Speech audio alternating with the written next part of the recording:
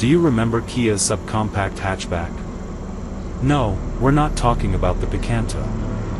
We're referring to the one that's larger than it. Its name is Rio, or should we say was Rio.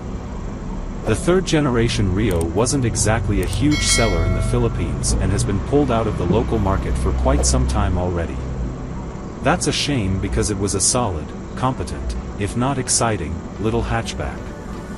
That said, Kia wants a clean slate in the B-segment hatchback market.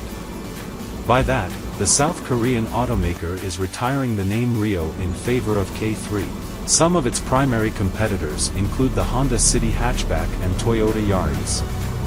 Other stories you might have missed. DMD can make your Suzuki Jimny look like a classic G-Class. Daihatsu to showcase electric K cars, new Copen concept at Japan Mobility Show. But hold on, wasn't the K3 introduced just a few months ago? Well, yes, but that was the sedan version, and it was touted as the replacement for the Rio sedan. Photo by Kia. The all-new K3 rides on the same architecture as the all-new Hyundai Verna, also known as the Accent. From the front to the middle, the hatch is practically identical to the sedan. Interestingly, the rear doors appear almost the same as the one in the four-door. If that's the case, it was done for the sake of cost, but it's done in a rather clever way. Continue reading below. Watch now. Obviously, the big difference is at the back, swapping its trunk for a hatch.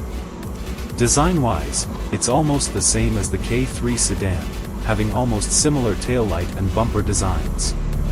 In terms of size, it measures 4,295 mm long, 1,765 mm wide, and 1,495 mm tall.